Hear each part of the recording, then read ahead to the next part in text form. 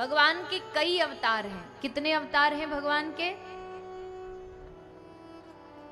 वैसे तो सारी दुनिया भगवान का ही अंश है, कोई अलग नहीं है। ईश्वर अंश जीव अविनाशी। लेकिन अगर प्रमुखता से गिना जाए तो शास्त्र, हमारी सनातन पद्धति कहती है कि भगवान के कितने अवतार हैं?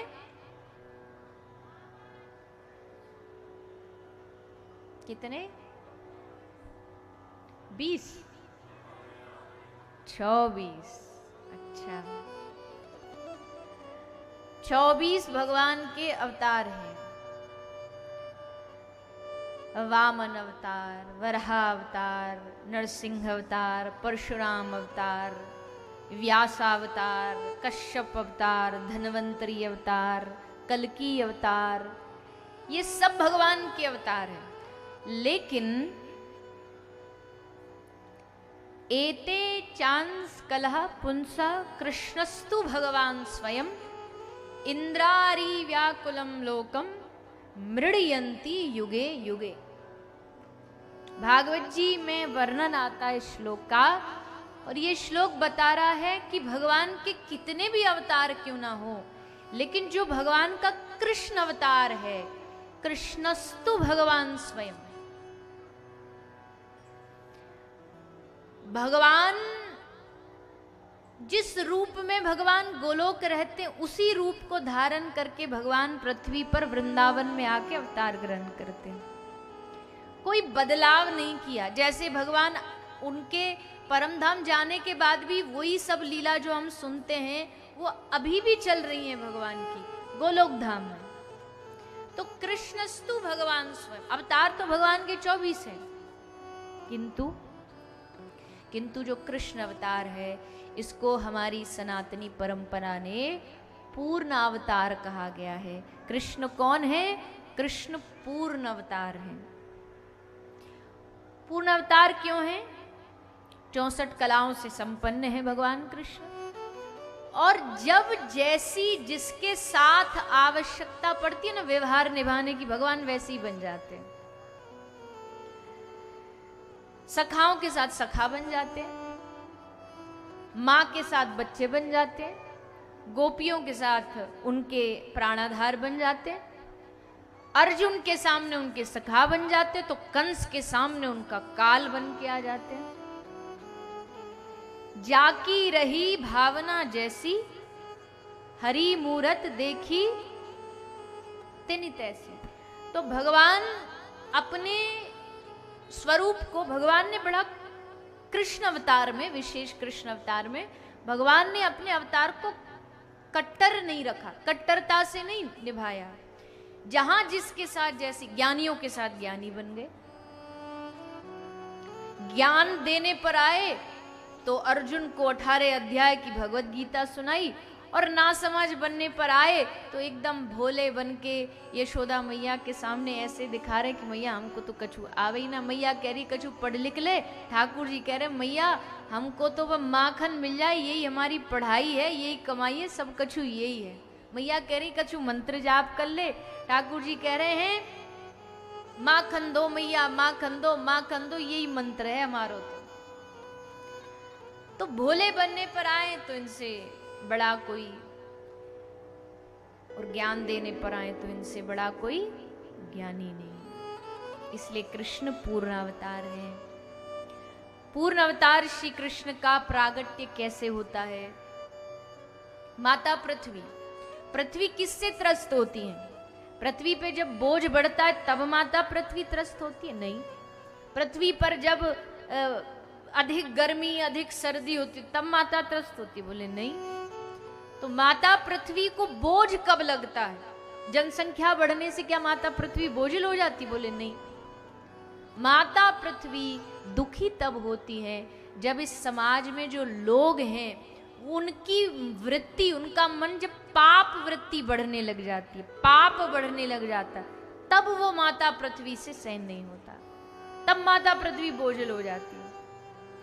और उस समय में भगवान के अलावा कोई रास्ता रहता नहीं, तो भगवान से जाके कहती प्रभु अवतार ग्रहण करो। और माता पृथ्वी जब भी भगवान के पास जाती है ना, तो ज्यादातर अधिकांश किस रूप में जाती है? गौ माता के रूप में। जैसे कभी आपको किसी आदमी से कोई काम मनवाना हो तो क्या करना चाहिए? या तो उसका मनपसंद कुछ भोजन ले जाओ, या उसका कोई मनपसंद जिसकी वो बात मानता हो ऐसा कोई संग में व्यक्ति आदमी ले जाओ कि भैया ये संग जाएगा तो ना कर ही नहीं पाएंगे, इनको ये खाना पसंद है, ये लेके जाओ जिससे और ज्यादा खुश हो जाए, हमारी बात मान जाए। तो पृथ्वी मैया जानती है ठाकुर जी को सबसे प्यारी अगर कोई है तो कौन है? कौन है? गौ माता। तो जब जब अपने पाप के बोझ को कम करना हो, भगवान से निवेदन करना हो, प्रभु आप अवतार ग्रहण करिए, तो गौ माता का रूप लेके माता पृथ्वी जाती है। और गौ माता को देख करके ठाकुर जी एकदम हृदय उनका पिघल जाता है कि मेरी गौ माता आई है तो फिर तो मुझे जाना चाहिए।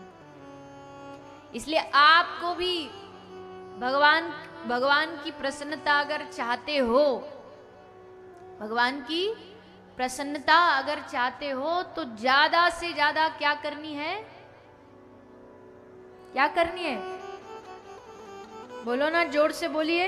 एकादशी तो कल थी, आज थोड़ी, आज तो खा के आए होगे। गौ माता की सेवा करनी है, जिस भी रूप में आपसे हो सके गौ माता की सेवा घर में रख के करो। सड़क पे कहीं गाय दिख रही है, लोग आजकल ऐसा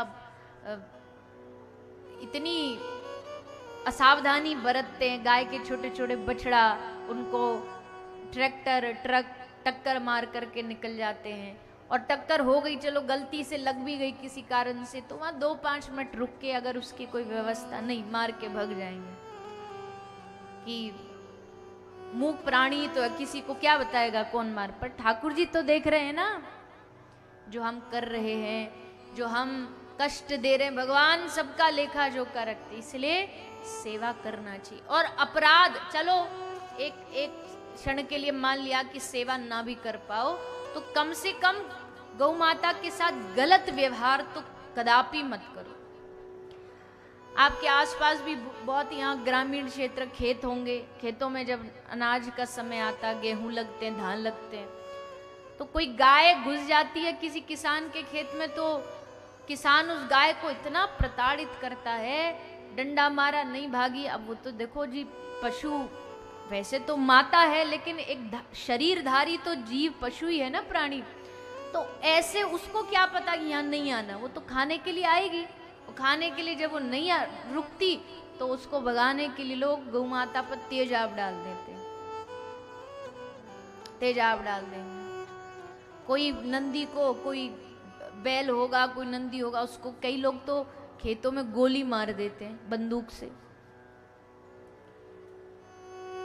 तो ये गलत काम कतई नहीं करना चाहिए, ये गलत कामों से बचिए।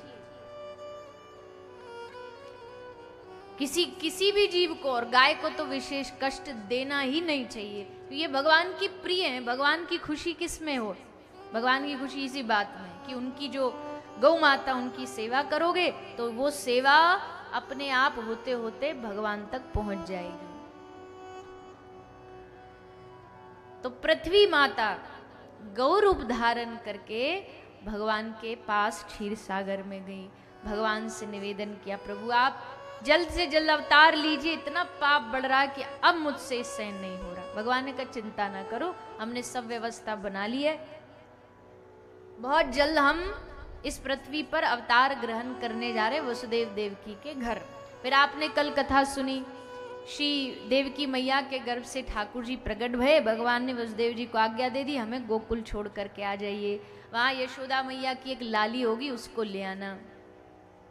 ऐसा ही हुआ, वसुदेव जी लेकर के आए और लाला को मैया के ढोरे सुवा के और लाली को लेकर के वापस चले गए।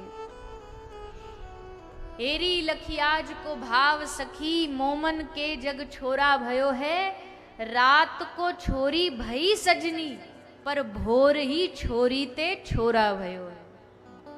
ऐसा महाराज रात में उलट पुलट सब भगवान ने कर डारी कि रात को छोरी वही सजनी, पर भोर होते होते छोरी छोरा बन गई।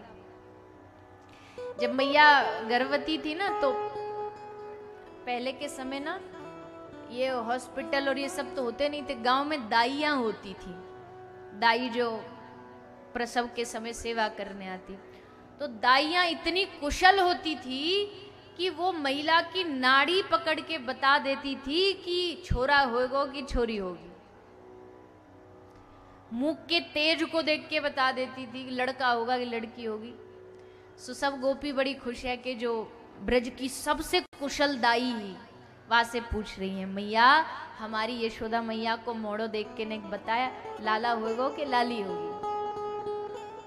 अब दाई ने नब्ज पकड़ी, शक्ल देखी, सब लक्षण देखे और कह रही है, सखी जीवन में पहली बार ये घटना भई है कि मोह कुछ समझ ही नहीं आ रहे हो। मोहे देखूं तो लगे छोरा होगो और लक्षण देखूं तो लगे छोरी होगी। तो बेचारी दाई भी आज कंफ्यूज है, क्यों? क्योंकि यही तो ठाकुर जी गड़बड़ करने वाले हैं। सब गोपी तैयारी में जुट गई, सबको पतो ही कि अष्टमी के दिन लाला होएगो। एक बार क्या हुआ था, नंद घर में, नंद बाबा के घर में कुछ साधु आए, और जब साधु आए तो बाबा ने और मैया ने अपने हाथन से उनकी खूब सेवा करी। सेवा करी तो साधु बड़े राजी भये कि हाँ हमारी बड़ी सेवा करी है। सो साधु ने कृपा करके जैसे नंद जा रहे थे तो नंद बाबा ने प्रणाम करी, साष्टांग दंडवत करी। जैसे दंडवत करी तो साधु ने हाथ उठा के आशीर्वाद दे दियो बाबा को, बाबा पुत्रवान भव।